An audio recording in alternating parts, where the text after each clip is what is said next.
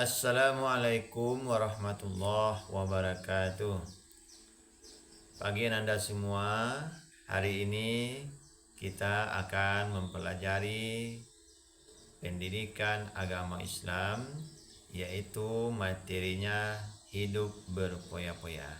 Sebelum kita masuk kepada materi, bagaimana Anda kabar semua? Sehat kan? Baik, Anda semua. Materi sangat bermanfaat sekali untuk Anda semua, agar supaya kehidupan kita nanti terhindar dari sikap boros, hidup berpoya-poya.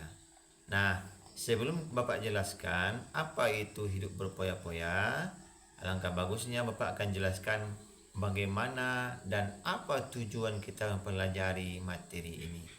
Yang pertama, tentu saja Anda akan bisa menjelaskan apa makna hidup berpoya-poya di dalam kehidupan.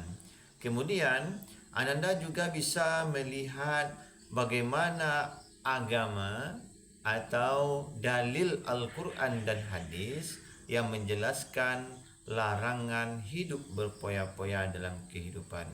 Kemudian, Anda juga mampu menganalisis bagaimana sikap dan perilaku orang yang suka hidup berpoya-poya.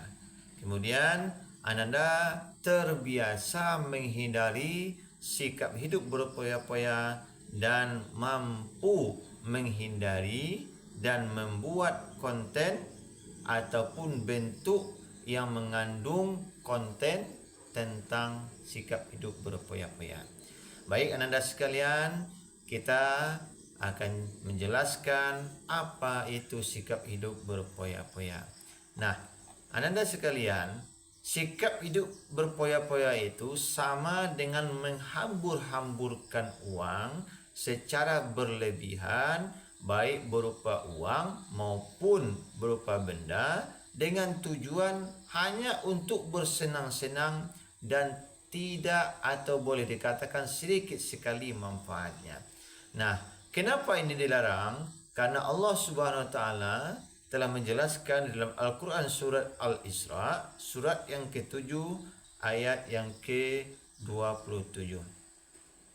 Baik Anda sekalian, nah, Bapak bacakan saja artinya. Sesungguhnya orang-orang yang pemboros itu adalah saudaranya setan, dan setan itu sangat durhaka kepada Tuhannya. Nah, begitu juga hadis Nabi yang diriwayatkan oleh Imam Abu Daud, bahwa Nabi bersabda, makanlah dan minumlah, dan berpakaianlah dan bersedekahlah, dan tapi jangan berlebihan, dan tidak pula melakukan kesombongan. Nah, Anda sekalian, itulah dalil baik Al-Quran dan hadis yang melarang kita untuk bersikap hidup berpoya-poya.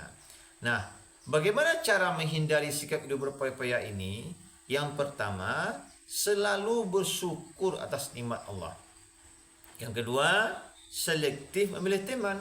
Kalau kita berteman dengan orang yang suka hidup berpoya-poya, tentu saja kita akan mudah terpengaruh. Kemudian, yang ketiga, jalani hidup itu dengan sederhana. Dan keempat, tentukan prioritas utama dalam menggunakan uang atau harta. Mana yang penting, mana yang tidak penting rasanya. Kemudian beramal dan bersedekahlah, dan menabung dan berinvestasilah untuk masa depan. Selanjutnya, kurangi berbelanja yang tidak berguna atau mubazir, dan susun rencana keuangan jangka panjang, serta catat berapa pengeluaran dan berapa juga pemasukan, harus seimbang. Nah, Anda sekalian, apa manfaat dari kita menghindari sikap hidup berpoya-poya ini? Tentu saja yang pertama, supaya kita terhindar dari sikap hidup miskin.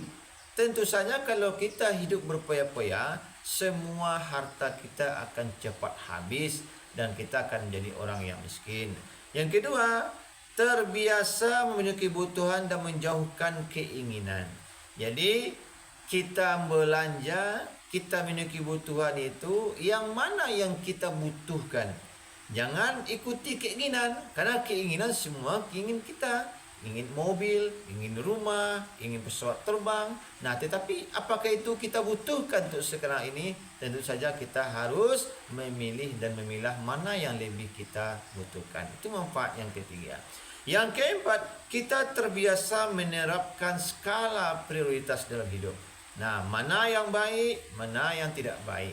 Mana yang butuh, mana yang keinginan. Mana yang istilahnya kalau dikatakan yang cukup, mana yang berlebih. Nah, kemudian dengan manfaatnya ini kita akan disukai oleh Allah dan Rasulnya dan juga disukai oleh orang lain. Nah, dari sikap ini Ananda sekalian, Bapak berharap nantinya Ananda mempunyai sikap dan perilaku yang bisa menghindari sikap berpoya-poya dalam kehidupan. Nah, Anda sekalian, itu saja untuk pengantar dari Bapak untuk hari ini. Mudah-mudahan penjelasan Bapak dimengerti oleh semuanya. Terima kasih. Assalamualaikum warahmatullahi wabarakatuh.